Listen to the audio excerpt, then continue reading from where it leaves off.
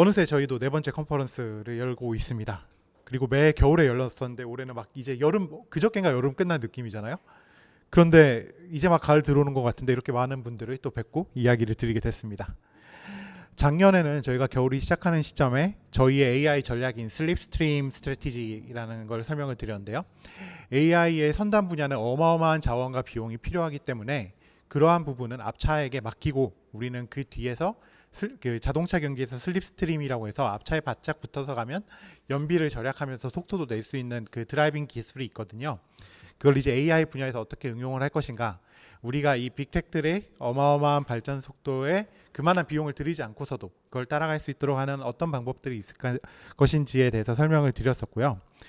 또 동시에 그렇게 계속 동력을 보존하고 있으면 어느 순간 앞으로 추월할 수 있는 동력도 얻을 수가 있게 되거든요. 그걸 위해서 개발한 다양한 프로덕트와 전략에 대해서 지난 컨퍼런스 때 소개를 드렸었습니다. 올해는 그 작년에 슬립스트림 전략의 목표로 소개를 드렸던 Make AI Scalable이라는 테마를 중심으로 그동안 저희가 달성한 성과랑 새롭게 공개하는 프로덕트들과 함께 앞으로 비전에 대해서 간단하게 설명드리려고 합니다. 레벨업은 2015년에 창업했고 올해로 10년 차에 들어왔는데요. 창업했을 때부터 저희 Make AI Accessible이라는 모토를 지속해 나가면서 올해 들어서 이제 이 목표를 확장해서 Make AI Scalable이라는 목표로 바꾸게 되었습니다. 이 빙산에서 저희는 보통 이 아래쪽을 담당하는 회사고요. 우리가 보통 AI 회사라고 부르는 많은 회사들은 저 빙산의 위쪽에서 수많은 어플리케이션을 만들고 생태계를 만드는 회사들이지만 저희는 그 아래서 실제로 그 테크놀로지가 돌아가고 그런 것들을 최적화하고 해서 이런 그 연구와 비즈니스 생태계가 돌아가도록 만드는 역할을 하는 플랫폼인 백엔드.ai를 만들고 있죠. 근데 이 사진을 가만 보다 보니까 이게 바다잖아요. 바다에 빙산이 떠 있는 건데 그 옛날에 많이 했던 그 게임이 생각나더라고요. 여러분들도 아마 나이가 있으신 분들은 해보셨을 이 대항해 시대란 게임입니다. 제가 중학교 때 엄청 열심히 했었어요. 그리고 제가 연애를 할 때는 이게 대항해 시대 온라인이란 게임이 또 나와가지고 그 대항해 시대 온라인을 또 같이 엄청 많이 했었는데요. 그 석사 박사 때 정말 청춘을 바쳐 대항해 시대 온라인 게임을 했었는데 이 시기가 게임에만 있었던 시기가 아니라 사실 실제로 있었던 시기입니다. 이 우리가 살고 있는 이런 시대랑 되게 비슷한 감이 있는데요.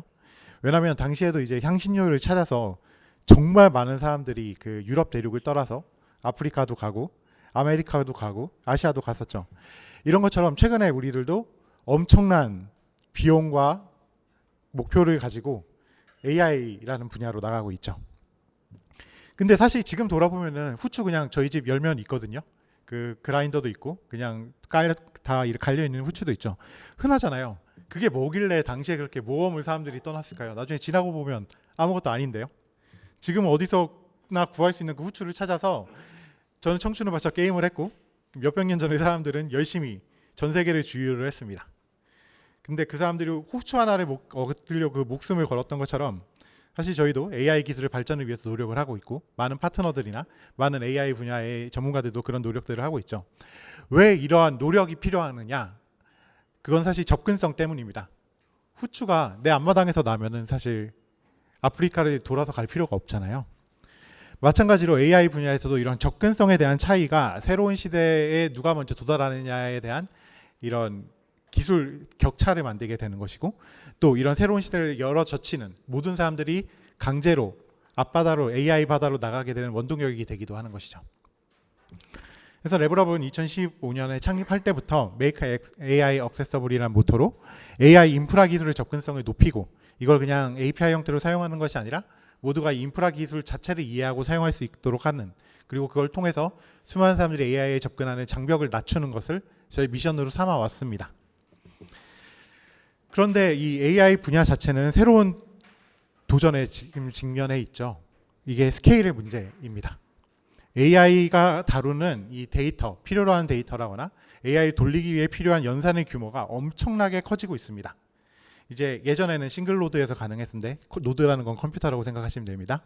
싱글 노드에서 안 돼서 멀티 노드가 되고 엄청나게 뭐 수십, 수백, 수천 대, 뭐 몇만 대 수준의 GPU나 아니면 이런 연산 노드들을 동원하게 되었죠. 동시에 또 엄청나게 작아지고 있기도 합니다. 여러분들이 뭐 그저께 아이폰을 예약 구매하셨다면 애플 인텔리전스라고 온디바이스 AI를 열심히 광고를 하고 있죠. 또는 이런 IoT 플랫폼으로 뭐 온도계에도 들어가고 뭐 생활 모니터 기계에도 들어가는 것처럼 수많은 기계들로도 AI가 확장되고 있습니다. 이런 쪽은 오히려 저전력 저리소스를 사용해서 AI를 돌리고자 하는 시도들이죠. 그러니까 우리가 기존의 AI라고 생각했던 어떤 이런 범위가 있다면 이 범위가 위로도 확장을 하고 있고 또 작은 쪽으로도 동시에 확장을 하고 있는 것입니다. 그래서 저는 그걸 이 AI가 기존에 우리가 머릿속에 있던 이 스케일 밴드 자체가 위아래로 확장을 하고 있다고 표현을 합니다. 그런데 이 확장은 잘 생각해 보시면 서로 그 방향성에 따라서 필요한 기술이 완전히 다른 상황입니다. AI가 작아지기 위해 필요한 기술이 있고 더 큰 AI를 만들기 위해 필요한 기술이 따로 존재를 하죠. 2015년도만 해도 저희가 창업할 때만 해도 딥러닝 모델은 대부분 싱글 노드에서 동작을 했었어요. 그때 뭐 3기가 정도 되는 뭐 지포스 970 이런 걸로 모델을 만들 수 있었지만 지금은 워크로드의 속도가 규모가 너무나 빨리 커지고 있기 때문에 이 규모가 확장되는 속도가 기존에 우리가 무어의 법칙이라고 불렀던 반도체의 그 성장 곡선이 넘어선 지가 벌써 4, 5년이 넘었습니다. 그렇기 때문에 이제는 수직적으로 한 칩의 성능이 좋아지는 것이 아니라 그 칩의 개수가 늘어나는, 그러니까 수직적이 아닌 수평적으로 확장되는 시대가 됐죠. 그래서 반도체의 성능 발전 속도보다 연산 자원의 규모의 곡선 기울기가 꾸준히 커지는 그런 상황에 맞이하게 되었습니다. 사실 이런 변화가 처음 시작된 거는 뭐 우리가 2017년 정도로 생각을 해볼 수가 있겠죠. 2017년부터 2020년까지 AI 분야는 슈퍼컴퓨팅에서 만들어진 기술적 패러다임을 굉장히 많이 가지고 왔었어요. 어떤 단위 행렬 연산을 병렬화를 해서 하나의 칩에서 하던 걸 여러 칩에서 하거나 아니면 여러 노드들로 분산 처리를 하는 거죠. 그래서 대규모 GPU 클러스터라는 균일한 클러스터를 만들고 이 클러스터를 대상으로 연산을 병렬화해서 속도를 올리자, 이런 패러렐 프로세싱 패러다임이 일반적으로 AI의 스케일을 담당했습니다. 그래서 당시에 사용됐던 기술들이 뭐 기존의 슈퍼컴퓨터에서 많이 사용했던 MPI라거나 아니면 싱글 노드에서 이런 분산을 하기 위한 오픈MP, 그리고 뭐 디스트리뷰티드 텐서플로어 같이 MPI를 사용한 기술들이나 호로보드 같은 것들이 많이 사용이 됐었죠. 근데 최근 2020년 정도부터는 AI 분야에서의 분산 컴퓨팅 패러다임은 패러렐 프로세싱을 넘어섰습니다. 급격히 진화를 해서 이제는 다양한 종류의 연산들이 동시다발적으로 일어나는 상황이 되었습니다. 어떤 부분은 데이터를 계속 끊임없이 처리를 해야 되고요. 어떤 부분은 모델을 끊임없이 훈련을 시켜야 되고요. 어떤 부분은 그 모델을 끊임없이 사용해서 서비스를 제공해야 되는 겁니다. 그러니까 단일한 어떤 패러렐 프로세싱 패러다임이 아니라 모든 부분에 서로 다른 이종 간의 연산들이 묶여서 거대한 클러스터를 형성을 해야 하고 그 클러스터에 존재하는 다양한 종류의 연산 자원들이나 연산 워크로드들이 서로 문제없이 맞물려서 돌아가야 되는 상황이 된 거죠. 어떤 부분은 데이터베이스이기도 하고요. 어떤 부분은 아까 말씀드린 패러렐 프로세싱 패러다임을 사용하는 트레이닝이기도 하고요. 어떤 부분들은 데이터 가공이기도 하고 어떤 부분들은 이제 플릿을 관리하거나 아니면 칩에서 발생하는 불량들을 계속 잡아내서 전체 시스템 안정성을 계속 개선을 해야 되는 기술들이 등장을 하게 됐습니다. 이런 기술들은 사실 엄청 새로운 건 아닙니다. 우리가 기존의 웹 서비스 스택이라고 불렀던 이런 서비스 스택에서는 이런 여러 종류의 연산 자원들이 존재하는 게 일반적이었지만 이 AI 분야에서도 비로소 단순히 모델을 계속 하나를 훈련을 해서 그것을 서비스를 하는 것이 아니라 이 모델을 구성하기 위해서 수많은 종류의 워크로드 타입들이 서로 상호 보완적인 관계로 엮을 필요성이 생기게 된 거죠. 동시에 이 모든 작업들에 GPU가 필수적이 됐습니다. 이제 우리는 GPU랑 CPU를 분리해서 사용하지 않습니다. 두 자원은 굉장히 긴밀하게 돌아가고 있고요. 이게 기존에는 GPU 기반 서비스가 있고 CPU 기반 서비스가 GPU 기반 서비스를 호출해서 사용을 했었지만 가면 갈수록 이 두 종류의 리소스는 하나로 결합을 할 겁니다. 아마 1, 2년, 뭐 조금 더 길게 보면 2, 3년 안에 모든 CPU 서버들은 기본적으로 코프로세서로서의 GPU를 가지게 될 거예요.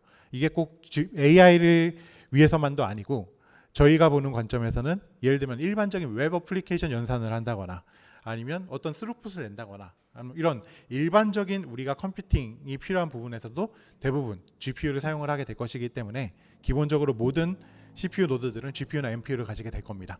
뭐 이런 거를 가속 컴퓨팅이라고 표현을 하기도 하죠. 이런 상황에서 발생하는 문제들이 여러 가지가 있습니다. 뭐 전력 문제 제일 크죠. 네트워크 문제도 있고요. 데이터 문제도 있고 이런 건 다 물리적인 제약들이고요.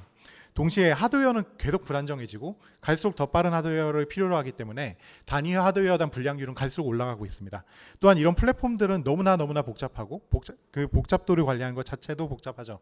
동시에 여기에 올라가는 소프트웨어들도 예전처럼 잘 검증된 채로 올라가지 않습니다. 소프트웨어들은 개발되면 바로 오픈소스로 릴리즈가 되고 오픈소스를 가져오면 계속 문제가 생기죠. 이런 불안정한 소프트웨어는 굉장히 빠른 이터레이션을 갖고 오지만 동시에 어떤 서비스를 구축하기에는 조금 더 불안한 그런 상황을 계속 만들어내고 있죠. 그래서 저희는 이러한 스케일링에서 발생하는 수많은 장벽들을 걷어내는 데 주력을 하고 있습니다. 이게 올해부터 저희가 세우고 추진하고 있는 목표인 Make AI 스케일러블의 의미입니다. 저희는 가속 디바이스부터 싱글 노드를 거쳐서 더 큰 하이퍼스케일에 이른 모든 범위에서 AI 워크로드가 쉽게 확장될 수 있도록 하는 것을 추구하고 있습니다. 그걸 위해서 스케일링에 방해되는 모든 요소들을 제거하는 게 첫 번째 목표고요.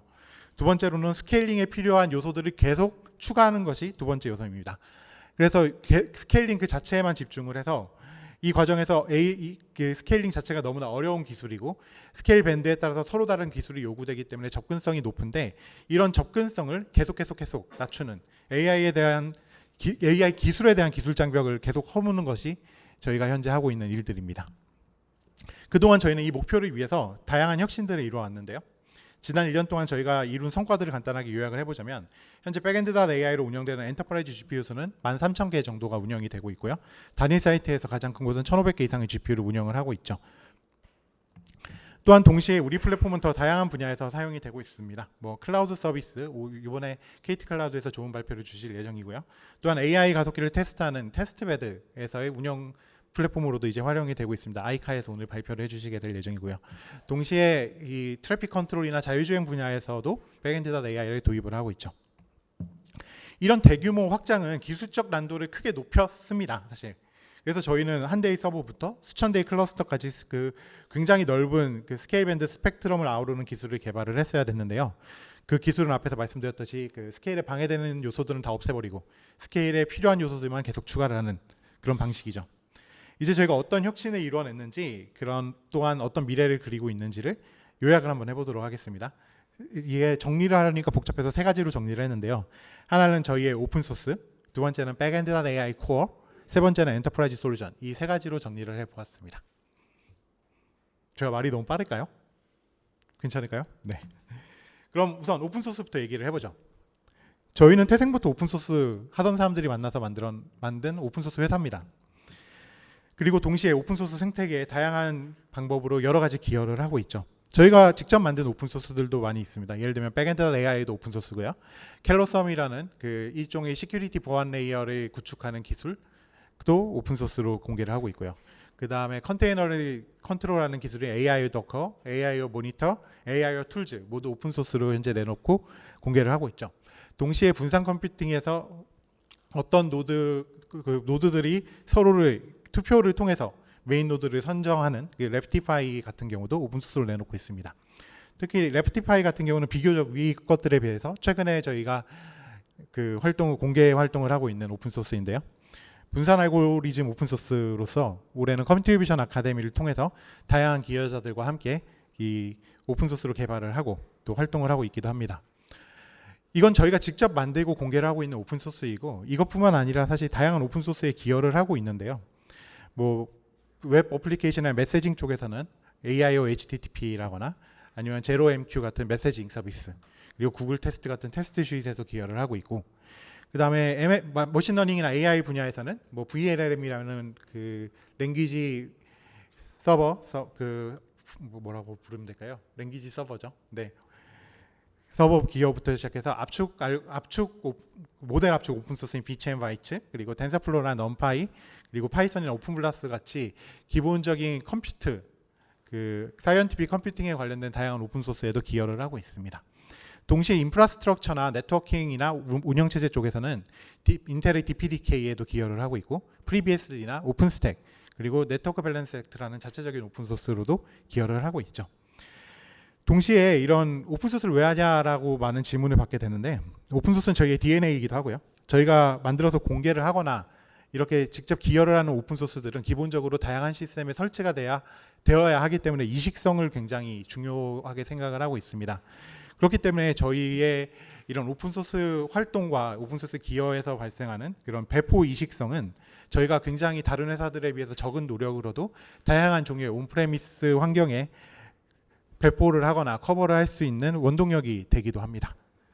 그래서 온프레미스 환경에 대한 지원이라거나 다양한 클라우드 환경과의 호환성들은 전부 저희가 오픈소스 회사로서 확보를 하게 된 영향이라고 할 수 있겠습니다. 그럼 오늘 여기서 두 가지 오픈소스를 추가로 공개를 해보려고 하는데요. 이 두 가지는 접근성을 올리기 위한 오픈소스들입니다. 하나는 백엔드.ai를 CLI, 그러니까 콘솔에서 인스톨하는 CLI 인스톨러입니다. 터미널 유저 인터페이스 기반으로 설치를 쉽게 진행할 수 있고요. 뭐 커서를 사용하거나 우리가 명령어를 입력하지 않고서도 누구나 패키지 기반 또는 소스 기반으로 macOS, 윈도우즈 또는 리눅스 시스템에 백엔드.ai 서버를 자체 구축할 수 있습니다. 또한 인터넷이 안 되는 환경, 에어갭이라고 하는데요. 에어갭 환경을 위해서 이 설치를 어떤 식으로 해야 될지에 대한 메타데이터를 주면 그 메타데이터 인포메이션을 기반으로 자동 설치를 지원하기도 합니다. 또 이걸 바탕으로 오프라인에서 설치를 쉽게 할 수 있고 다양한 저희가 코드랩을 열어서 누구나 손쉽게 백엔드.ai를 클러스터를 설치하는 경험들을 나누기도 하고 있습니다. 동시에 패키지 설치가 아니라 내가 직접 뜯어 고칠 수 있으면 좋겠죠. 그래서 내가 뜯어 고치고 해킹할 수 있는 그 백엔드.ai 개발 환경을 구축하는 것을 쉽게 만드는, 마치 오픈스택에서 데브스택 같은 것을 쉽게 만들 수 있는 BNDEV라는 개발 도구를 이제 공개를 합니다. 이 링크에서 찾아볼 수 있는데 지금 링크가 오늘 오후에 아마 활성화될 거예요. 이 BNDEV는 백엔드.ai의 복잡한 개발 환경을 굉장히 쉽게 구축하고 관리를 할 수 있습니다. 또한 백엔드.ai가 사용하는 뭐 포스트그레시퀄이라거나 레디스라거나 이런 etcd 같은 다양한 종류의 오픈 소스들을 동시에 플릿으로 띄우고 관리를 하는 기능도 가지고 있죠. 이걸 통해서 누구든지 내가 직접 프로그래밍이 가능하고 해킹이 가능한 AI 인프라를 가질 수도 있고 고칠 수도 있도록 지원을 합니다. 여기까지가 저희의 오픈소스 활동에 대한 소개였고요. 두 번째로는 백엔드.ai 코어, 저희의 메인 소프트웨어에 대해서 알아보도록 하겠습니다. 저희는 2017년에 소르나라는 프로젝트를 오픈소스로 공개를 했고요. 그 프로젝트가 2018년부터 이제 백엔드.ai라는 이름으로 공개를 하고 있습니다. 얘는 각 3월과 9월에 메이저 업데이트 버전이 나오고 있습니다. 그래서 오늘 소개해드릴 것은 대부분은 이제 이번 달 말에 릴리즈가 되는 24.09 버전의 몇 가지 주요 기능들입니다. 일단 그럼 한번 얘기를 해보도록 하겠습니다. 뭐 가장 큰 변화 몇 가지를 소개를 드리면, 하나는 엔비디아에서 만드는 NGC, 그 엔비디아 GPU 클라우드의 엔터프라이즈 솔루션에 포함이 되어 있는 그 네모 인퍼런스 마이크로 서비스라고 하는 NIM이라는 게 있는데, 그 NIM 실행을 네이티브로 지원을 합니다. 그래서 라이선스가 있는 사람은 이 컨테이너 이미지 적재를 그 백엔드.ai에서 아무런 고민 없이 그냥 API 키와 모델 이름만 가지고서도 바로 서빙을 할 수 있게 됩니다. 동시에 뭐 인텔 가우디 2, 3 그리고 레벨리엄 아톰 플러스와 퓨리어사 레니게이드 같이 다양한 신규 가속기에 대한 지원도 대폭 확대를 했기 때문에 이걸 바탕으로 다양한 워크로드 특성에 맞는 최적의 가속기를 유연하게 사용할 수 있도록 하는 환경을 제공을 합니다. 동시에 이제 올해 초에 그 베타로 런칭을 했던 모델 스토어 모델 브라우저 그리고 서빙 기능이 글로벌 제너럴리 어베일러블 하게 되었고요. 그래서 고객은 쉽게 AI 모델을 검색을 하고 그 다음에 내 워크로드로 바로 배포를 할 수 있게 되어 있고요. 그래서 이제 MLOps에서 다양한 종류의 기능들이 필요하게 되는데, 가장 마지막에 그리고 현재 가장 중요하게 생각되는 이 모델 카탈로그 기능과 모델을 이 스케일러블 서빙을 하는 기능들이 메인으로 추가됐다고 보시면 되겠습니다. 동시에 작업 스케줄링 기능이 굉장히 강화가 됐는데요. 조금 더 성능을 많이 올리고 좀 더 자원을 효율화하기 위해서 프라이어리티 스케줄러를 새로 제작성을 해서 작업의 스케줄러를 일반적인 스케줄러와 독립적으로 지정을 할 수 있게 돼서요.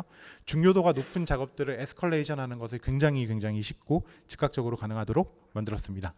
동시에 에이전트 셀렉터라는 개념을 도입을 해서 우리가 어떤 스케줄러가 보통 이 시스템 전체를 관리를 하게 되는데, 시스템이 정말로 큰 경우에는 센터에서 어떤 관리를 하는 게 훨씬 더 비효율적인 경우들도 가끔 발생을 합니다. 이제 그 정도 규모가 되면 여러분들이 경험을 하게 되시는 건데, 그런 경우들을 빠르게 대응하기 위해서 선택한 작업을 어떤 노드에서 실행할지 직접 지정을 할 수 있는 기능이고요. 이 직접 지정을 하는 것이 어플리케이션 단에서도 가능을 하게 되고 또는 거대한 플릿이라고 하면 어떤 플릿의 에이전트 단에서도 가능하게 되죠. 이걸 통해서 기존에 저희가 지원하고 있던 뭐 전력 사용량이나 온도 등 다양한 기준에 따라서 이 분산 처리를 하는 것을 전체적으로 똑같은 룰을 적용하는 대신 어떤 부분은 전력을 가장 효율화하도록 스케줄링을 하고 어떤 부분은 그 노드 간 부하를 더 균등하게 맞추는 쪽으로 스케줄링을 하는 것 같이 인프라스트럭처를 굉장히 탄력적으로 운영할 수 있도록 새로운 기능으로 추가를 해서 뭐 앞으로 수많은 최적화에 도움이 될 것으로 기대하고 있습니다.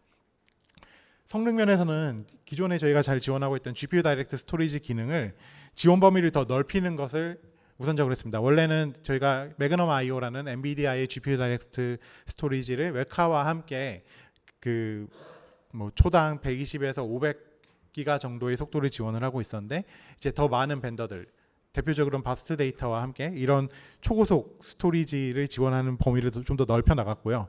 또 이런 경우에 그 컨테이너 자체가 속도를 깎아먹는 부분들이 많기 때문에 아예 도커 플러그인을 자체적으로 개발을 해서 이것들을 최적화할 수 있도록 개발을 했습니다.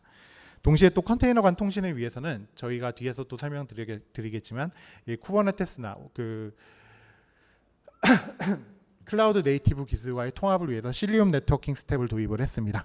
그리고 이걸 통해서 일반 네트워크 성능이 30% 정도 향상되는 효과를 이루기도 했고요.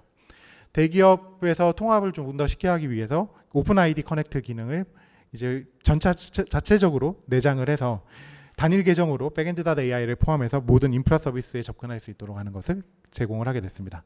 동시에 엔터프라이즈 환경에 대한 지원을 굉장히 확대를 해서 뭐 GitLab이라거나 GitHub 엔터프라이즈나 AWS의 ECR 서비스 같이 프라이빗 컨테이너 레지스트리에 대한 지원을 대폭 확대를 했습니다. 그 다음에 내년 초에 출시하게 될 소코반 저희가 자체적으로 가지고 있는 그 컨테이너 오케스트레이터인데요. 이 차세대 버전에 대해서 간단하게 설명을 한번 드려보겠습니다.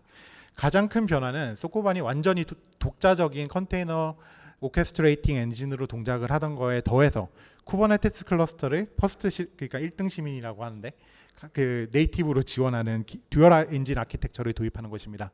그래서 기존의 독자적인 클러스터 관리 체계와 함께 쿠버네티스 네이티브 서비스로도 동작을 할 수 있게 됩니다. 이를 위해서 쿠버네티스가 상대적으로 속도가 많이 떨어지는 솔루션이기 때문에 그 속도를 올리기 위한 수많은 기술들을 현재 개발을 하고 도입을 하고 있고요. 이걸 위해서 또 동시에 그 쿠버네티스 오퍼레이터 프록시를 통한 가속기 관리 기능을 통합을 하고 이걸 통해서 뭐 엔비디아나 AMD의 각종 디바이스 플러그인들이나 인텔 GPU 플러그인들을 저희가 항상 저희가 그 추상화를 통해서 저희 쪽에 통합을 하게 되는데 그것들을 이제 추상화 전에도 그냥 제공하는 오퍼레이터 플러그인을 통해서 바로 제공을 할 수 있게 해도 되죠. 또한 그 고가용성 측면에서는 레프티파이를 활용을 해서 데이터베이스를 분산하는 기술도 적용이 될 예정입니다.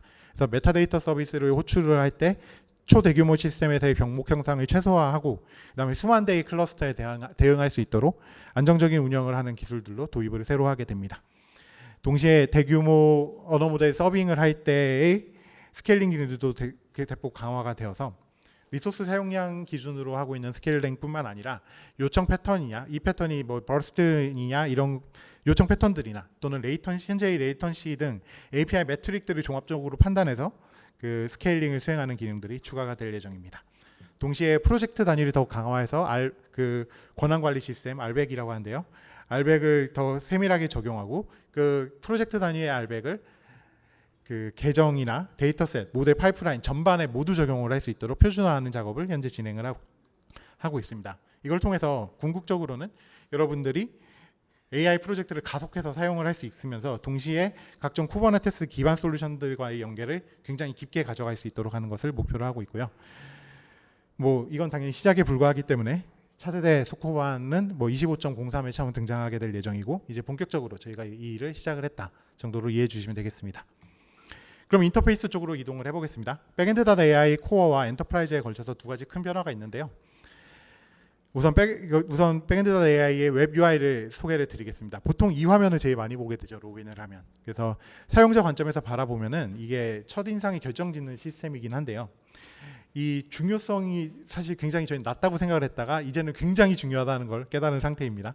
제 개발자 출신이다 보니까 처음에는 웹 UI가 왜 중요한지를 몰랐었어요. 다 터미널에서만 쓰니까요. 하지만 지금은 굉장히 중요하다는 데 공감을 하고 있고 꾸준히 혁신을 해왔습니다. 이런 혁신 중에 여러 가지 시도들이 있었는데요. 하나는 다양한 사용자 경험을 위해서 작년에 머신러닝 데스크탑, ML 데스크탑 솔루션을 테스트하기도 했었고, 그다음에 올해 초부터는 GenAI 데스크탑의 시범 기능을 런칭하기도 했죠.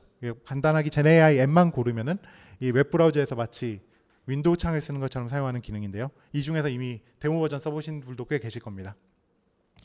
이번에 소개해드릴 거는 웹 UI의 세 번째 큰 버전업인데요. 저희 네오라고 부르고 있습니다. 이 디자인은 디자인 스튜디오인 바이스버사와의 긴밀한 협업을 통해서 개발된 버전이고요. 풍부한 사용자 경험을 제공하는 것을 목표로 모든 유저 인터페이스와 유저 익스피리언스를 디자인한 것이 특징입니다. 제가 말이 느려지는 이유는 제 전문 분야가 아니기 때문이죠. 네, 뭐 이런 거 있잖아요. 한층 세련되고 미래지향적인 디자인을 느낄 수 있을 것입니다인데, 네, 제가 설명하기 참 어려운 분야입니다.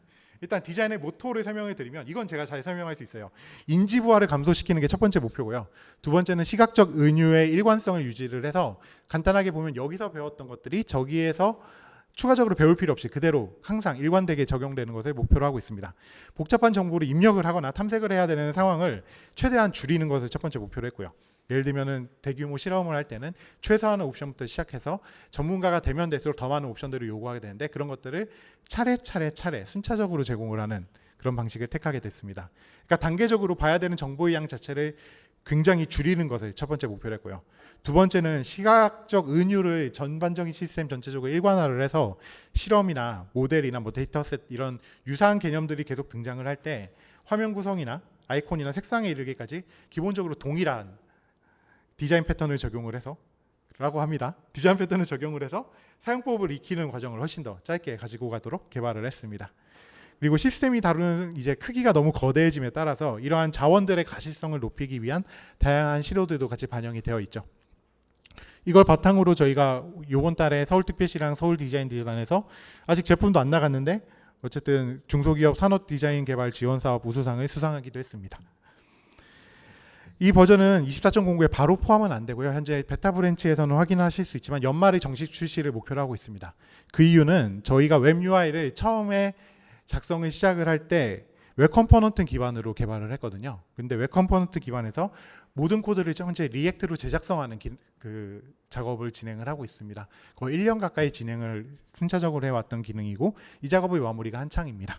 그래서 머신러닝 워크플로우와 연관이 된 긴밀한 다양한 종류의 기능들도 추가가 될 예정이니 기대해 주시면 되겠고요. 그러니까 간단하게는 왼쪽 코드를 오른쪽으로 컨버트하는 중이라고 보시면 되겠습니다. 그래서 기능을 그냥 재포장하는 것이 아니라 기본적으로 저희가 갖고 있는 기능들을 일관성 있게 제공을 하면서 고도의 자동화, 사용 편의성을 제공하기 위한 시도로 봐주시면 되겠습니다. 그럼 마지막 주제가 레벨업 엔터프라이즈인데요. 레벨업 엔터프라이즈로 넘어가 보겠습니다. 저희 엔터프라이즈의 모토는 백엔드 닷 엔터프라이즈를 중심으로 하는 요 핵심 자체는 뭔가를 쉽게 만든다가 되겠습니다.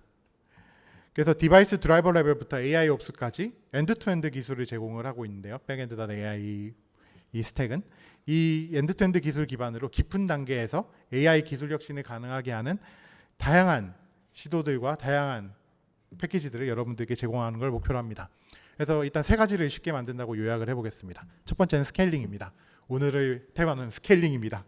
네, 스케일링을 어떻게 쉽게 만들 것이냐. 저희가 작년에 이제 공식으로 릴리즈한 패스트트랙 MLOPS의 두 번째 버전을 24.09와 함께 릴리즈를 하게 되는데요. 대규모 AA 프로젝트에서요 자동화 솔루션으로 제공이 되고 있고 이제 프로젝트 그룹 기반으로도 파이프라이닝 기능을 제공을 하고 동시에 복잡한 워크플로우를 손쉽게 정리하고 실행할 수 있도록 합니다. 그리고 템플릿을 많이 제공을 해서 여러분들이 뭔가 처음부터 파이프라인을 다 만들 필요 없이 이미 잘 만들어진 몇 가지 파이프라인을 로드하고 내가 몇 가지 파라미터만 고치는 것만으로도 여러분들이 AI를 개발을 하거나 파인튜닝을 하거나 배포를 하는 작업들을 쉽게 할 수 있도록 만듭니다. 동시에 다양한 종류의 이런 설정들뿐만 아니라 노드들 자체도 커스텀 노드들을 넣어서 파트너사들의 노드들을 여기 추가를 할 수 있게 되고요. 예를 들면 내가 이 파이프라인에서 어떤 다른 회사의 모델 압축 기술을 통해서 내가 만든 모델을 압축을 한 걸 받고 싶다라고 하면 해당 모델사의 그 노드를 추가하는 것만으로 가능해지게 되는 그런 방식으로 다양한 종류의 모델 압축 또는 모델 서빙 서비스들을 파트너사와 함께 이 파이프라인에 추가할 수 있게 됩니다. 두 번째로는 파인 튜닝입니다. 이 파인 튜닝은 패스트 트랙으로 개발된 클라우드 파인 튜닝 서비스고요. 굉장히 삽질을 많이 하긴 했는데 일반적인 파인 튜닝 서비스와는 큰 차이가 있습니다. 데이터가 필요하지 않습니다. 파인 튜닝을 하는데. 우리는 보통 기관 내 데이터를 업로드를 해서 모델을 파인 튜닝하는 시나리오를 많이 생각을 하죠. 그런데 이 파인 튜닝은 여러분들이 인터랙티브 프롬프트만으로 이 모델이 어떤 식으로 파인 튜닝이 될 것인가를 대화로 결정을 할 수 있습니다. 그리고 그 대화의 내용에 따라서 플랫폼이 자동으로 합성 데이터를 생성을 하고요. 그 합성 데이터를 바탕으로 모델을 자동으로 트레이닝을 합니다. 그래서 여러분들이 많이 기업 내 데이터를 넣겠다 그러면 그걸 넣는 옵션도 있습니다. 하지만 내가 어떤 종류의 기능에 특화된 걸 만들겠다 또는 어떤 종류의 페르소나를 가진 모델을 만들겠다고 하는 그런 단계들은 전부 다 프롬프트로 대체가 됐습니다. 그래서 이런 파인튠된 최종 모델은 자동 테스트를 거쳐서 모델의 다양한 매트릭들을 모델 카드로 출력을 하게 되고요. 동시에 모델 다운로드 기능을 사용자에게 제공을 합니다. 저희가 모델을 서빙을 하진 않습니다. 그래서 데이터 생성 부분은 현재 엔비디아 네모트론을 기반으로 구축이 되어 있고요. 그다음에 라마 3.2가 젠마2 모델에 대해서 파인튜닝을 지원을 하고 있습니다. 현재 다양한 최신 모델의 파인튜닝을 준비를 하고 있고요. 이 파인튜닝 서비스는 현재 저 웹사이트에서 그 웨이팅 리스트에 등록을 해서 순차적으로 여러분들이 사용할 수 있게 제공을 하고 있습니다. 네, 오늘 처음 공개하는 거니까요. 할 예정입니다가 맞겠죠? 네. 그래서 노코드가 뭔지 보여주마의 끝장이라고 봐주시면 되겠습니다. 그래서 뭐 이런 식으로 메뉴가 딱 3개밖에 없어요. 이러면 최종적으로 끝나고요. 그 다음에 백엔드의 클러스터 디자이너는 GUI 기반으로 클러스터를 디자인할 수 있게 만든 도구인데요. 내가 원하는 규모와 성능이 도대체 얼마만큼의 돈이 들고 얼마만큼의 성능이 나오는지 궁금하고 내가 이걸 구축을 어떻게 해야 되는지 궁금한 사람들을 위해서 이런 다양한 종류의 옵션들을 넣으면 해당 클러스터의 실효 성능과 함께 필요한 하드웨어 구성과 예상 비용을 자동으로 산출해주는 도구입니다. 그래서 밖에서 여러분들이 데모로 사용해 보실 수가 있고요. 그러니까 실제로 구축하기에 앞서서 최적의 아키텍처인지 궁금하거나 이런 아키텍처를 검증해 보고 싶은 분들이 직접 사용을 해볼 수 있는 도구라고 보시면 되겠습니다. 그 다음에는 두 번째로 큰 인터페이스 변화가 있습니다. 그 헬름스만이라는 프로젝트인데요. 대화형 클러스터 관리 인터페이스입니다. 우리는 지금 뭐 아까 전에 웹 UI를 통해서 직접 사람이 손으로 하는데 이게 아니라 터미널이나 이제 웹에서의 채팅만으로 클러스터 운영이 가능하게 하는 기능이고요. 그래서 내부적으로는 젠마 기반의 파인튜닝 모델을 사용해서 사용자의 의도를 파악하고 그걸 기반으로 뭐 토치툰이나 랭그래프, 랭체인 등의 패키지들을 결합해서 온프로미스 환경에서 대화형 파인튜닝이나 파이프라인 구축까지 지원을 하고 있습니다. 그래서 백엔드.ai 24.09가 릴리즈한 다음에 기관 내에서 사용할 수 있는 헬름스만 CLI와 함께 웹 UI를 통한 그 UI 패키지밍 모델을 연말까지 계속 배포를 할 예정입니다. 그전에는 프리뷰 형식으로 여러분들이 사용을 할 수 있을 겁니다. 자, 이게 스케일링 메이드 이지였고요. 두 번째로는 엑셀레이션 메이드 이지입니다. AI 워크로드를 위해서 다양한 가속기를 저희가 지원을 하고 있는데요. 현재 현존하는 AI 인프라스트럭처 플랫폼 중에서 가장 많은 가속기를 지원하고 있습니다. 전 세계에서 저희가 가장 많이 지원을 하고 있는데 뭐 기본적으로는 CPU 아키텍처 기준으로는 x86, x64나 ARM 그리고 리스크5에 대한 이종 아키텍처에 대한 모든 빌드와 지원을 하고 있고 모든 아키텍처를 지원하고 있고 동시에 이제 가속기 기준으로는 엔비디아의 뭐 그레이스 어퍼라거나 그 다음에 AMD의 인스팅트 시리즈 그리고 인텔 가우디 그러면 그래프코어의 뭐 BOW 그리고 그로카드도 지원을 합니다. 동시에 리벨리온이나 퓨리오사의 최신 칩들도 지원을 하고 있어서 이런 최신 가속기와의 긴밀한 협업을 통해서 백엔드.ai에서 GPU를 사용하거나 AI 반도체를 사용하거나 또는 엔비디아 안에서도 다양한 엔비디아를 사용할 때 항상 동일한 사용자 경험이나 최고의 성능을 달성할 수 있도록 지원하고 그 지원을 최적화하도록 노력하고 있습니다. 마지막으로는 인퍼런스 메이드 이지입니다. 스케일링, 액셀러레이션, 인퍼런스 이렇게 세 가지인데요. 갈수록 더 많은 워크로드가 인퍼런스에 사용이 되고 있고요. 그래서 이 인퍼런스 같은 경우는 모델 배포랑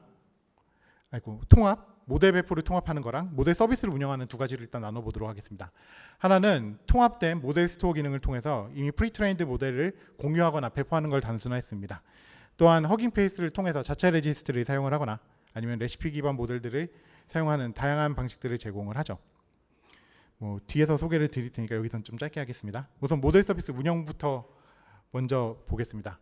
저희의 모델 서비스 이름을 들으시면 좀 웃기긴 하실 텐데 일단 빨리입니다. 네, Performant AI Launcher for Inference인데 빨리고요. 이 빨리는 백엔드.ai 모델 플레이어 기능과 큐레이트된 모델 카탈로그 그리고 미리 프리디파인된 모델들을 조합을 해서 제공을 하는 고성능 추론 런타임이고요. 밖에서 사용해 보실 수 있겠습니다. 유연한 확장성과 뛰어난 성능을 제공하는 것이 장점입니다. 또 누구든지 쉽게 설치를 하고 엔비디아의 NIM이나 허깅페이스 모델을 URL로 바로 가지고 온다거나 또는 이런 모델 저희가 이 모델을 배포하는 걸 모델 폴더라는 단위로 배포를 하는데 이 모델 폴더를 커스텀 모델에 대해서 굉장히 쉽게 만들고 공유할 수 있는 아이언이라고 부르는 레시피를 가져와서 바로 실행을 해서 모델 서비스를 운영할 수 있습니다. 이 과정에서 GPU 버추얼라이저를 통한 최적화도 당연히 제공이 되고요. 또한 오픈 모델들과 파트너 모델들 모두에 대해서 아이언 레시피를 제공을 하게 됩니다. 두 번째는 빨리빨리인데요. 이제 빨리 스퀘어라고 부르는데 얘는 빨리를 위한 전용 하드웨어 인프라스트럭처 플랫폼 어플라이언스입니다. 빨리가 탑재된 어플라이언스라고 보시면 돼요. 그러니까 하드웨어가 추가가 된 거죠. 이 특징은 이 빨리 스퀘어 안에서 이 빨리 하드웨어들을 여러 개를 연동을 하면은 오토 스케일이 돼서 만약 내가 기관 안에 빨리 스퀘어를 하나를 운영을 하다가 성능이 부족하면 똑같은 걸 하나 더 사서 붙이는 것만으로도 이 수평적으로 확장이 되는 것이 특징입니다. 물론 단독으로도 동작을 하고요. 다른 것과 결합하면 호스트 노드 자동으로 지정을 해서 그냥 수직적으로도 계속 확장이 됩니다. 그래서 AI 워크로드에 최적화된 아키텍처로 고성능과 낮은 지연 시간을 자랑하고 있고요. 설치 환경에 따라서 다양한 아키텍처, 아까 전에 ARM이나 X86을 모두 지원하는 것처럼 그레이스 워퍼 같이 ARM 기반의 APU 또는 A6000이나 L40 같이 X86 64 아키텍처 또는 인텔 가우디처럼 완전히 서로 다른 종류의 NPU 등에 대해서 모두 다 별도의 아키텍처 칩에 대한 모델 스토어 기능을 제공을 합니다. 그래서 돌리는 사람은 내가 아래 어떤 아키텍처를 사용을 하거나 어떤 칩을 사용을 하거나에 크게 고민하지 않고 그냥 마치 요청만 하면 동일한 모델에 대한 다른 아키텍처를 제공하는 식으로 돌아가게 됩니다. 또 레벨업과 엔비디아 레퍼런스 플랫폼인 GH200이죠.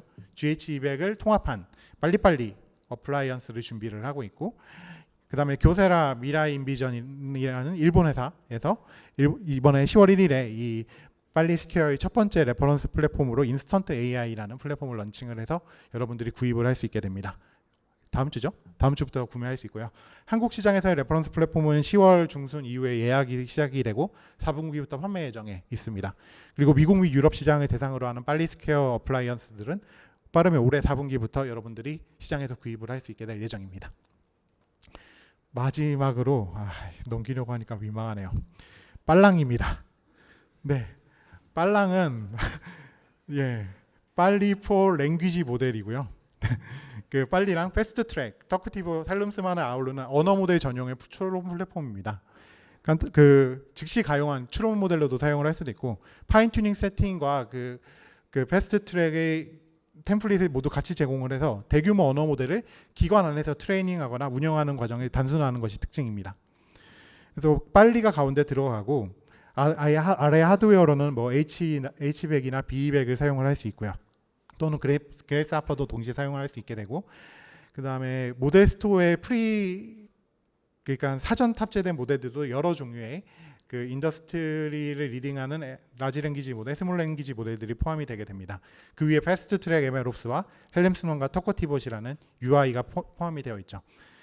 개발 과정에서 실제로 모델을 직접 비교를 해보거나 인터페이스를 빌딩을 하기 위한 소프트웨어, 리액트 소프트웨어 컴포넌트들도 제공이 되게 되고요. 인퍼런스만 필요한 경우에는 빨리 소프트웨어를 내 거에 설치를 하거나 아니면 빨리 스퀘어 하드웨어를 사용을 하시면 되고 언어 모델 파인 튜닝이나 추론이 모두 필요한 경우에는 빨랑을 사용하시면 됩니다. 그 다음에 끝나기 전에 마지막 하나인데 현재 개발 중인 신규 프로젝트인데요. 젠마2 기반의 언어 모델이고요. 이름은 정식으로 있는데 일단 괜히 궁금하라고 앞자만 적어놨습니다. 얘는 파인 튜닝 서비스로 간편하게 커스터마이징 할 수 있는 것이 특징이고 저희 내부적으로는 헬름스만의 백엔드 모델이나 기업용 에이전트 등의 다양한 용도로 사용을 할 수 있으면서 여러분들 기관에 맞춰서 파인 튜닝을 할 수 있는 레시피를 함께 제공하는 것이 특징이고 구체적인 내용은 별도로 또 자리를 만들어서 소개해 드리도록 하겠습니다. 그래서 지금까지 백엔드.ai 그 레벨업 엔터프라이즈의 혁신 기술들을 이 이지라는 키워드로 묶어서 스케일링, 액셀러레이션, 인퍼런스 이 세 가지로 설명을 드렸는데 사실 묶으면은 그냥 AI죠. 그래서 이런 AI 프로젝트들 스케일링, 가속, 추론 이 전주기를 아우르는 통합 엔터프라이즈 솔루션으로서 백엔드.ai를 기반으로 한 그 레벨업 엔터프라이즈 플랫폼은 지속적인 R&D와 함께 고객 피드백을 계속 받아서 이런 비전을 AI 메이드 이지라는 비전을 실현해 나가도록 노력하겠습니다. 와, 네. 제가 보통 회사 얘기를 이렇게 많이 하지 않는데요. 예. 참 일을 많이 했네요. 네. 지금까지 레벨업이 이 진행 중인 다양한 프로젝트들을 소개를 드렸는데 사실 다 소개드린 건 아니에요. 당연히 버려지는 프로젝트들도 있고 시간이 없어서 미래로 밀리는 프로젝트들도 있고요. 그래서 몇몇 프로젝트들은 이렇게 레이더스에 나오는 창고 같은 곳에서 세상을 기다리고 있거나 아니면 빛을 보기 위해서 다음이 내 차례야 이러고 줄을 서 있는 중인데 일단 앞에 애들이 안정화가 되면 뒤에 애들이 나올 수가 있겠죠. 그래서 이런 레벨업은 어려운 AI 기반 기술을 쉽게 떠먹여주는 착각을 해주게 하는 기술들인데요. 이런 여러 시도들을 묶어서 이 큰 세축이 되는 레벨업의 오픈소스 그리고 백엔드.ai 코어 레벨업 엔터프라이즈 이 세 가지로 정리를 해서 오늘 소개를 드렸습니다. 이게 앞에서 설명드린 거랑 생각을 해보시면 대항해 시대 때 되게 많은 모험가들이 후추를 찾아가지고 다 바다를 떠났잖아요. 근데 이 사람들이 최종적으로 만들어낸 거는 그 후추가 아니에요. 그 항해는 기본적으로 세상의 크기를 줄이는 일을 했습니다. 교역로도 열리고 조선술과 항해술도 발전을 하고 그 다음에 의학이랑 군사기술까지도 발전을 했죠. 그게 끝이 아니었죠. 대항해 시대의 결과물은 산업혁명입니다. 사실. 그래서 우리가 지금 마주하고 있는 이 대-AI 시대도 크게 다르지가 않죠. 이 가능성의 문이 열리고 있는 중이고 이것 때문에 모든 사람들이 몇몇은 이제 후추를 들고 들어오기 시작한 그런 시대고요. 누군가는 이제 지구가 둥글다는 걸 증명하기 위해서 나는 AGI를 할 거야 하면서 지구를 한 바퀴 돌기 위한 배를 띄우고 있는 그런 시기라고 보시면 되겠습니다.